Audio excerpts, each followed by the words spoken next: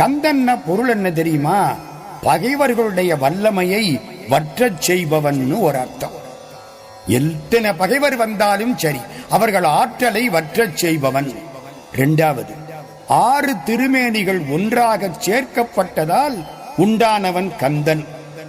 கையால் எடுத்தணைத்து கந்தன் என பேர் புனைந்து மெய்யாரும் ஒன்றாக மேவுவித்து என்பது கந்தர் கலிவெண்பா. 6 திருமேனிகள் சேர்ந்தது கந்தன். மூன்றாவது, ஆன்மாக்களுக்கு பற்றுக்கோடாயிருப்பவன் கந்தன்.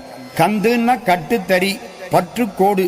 தொல்காப்பியத்திலே கந்தளி என்று பேசுவார்கள். ஆன்மாக்களுக்குரிய பற்றுக்கோடாக இருப்பவன் முருகப்பெருமான். அவனுக்கு கந்தன்னு பேரு.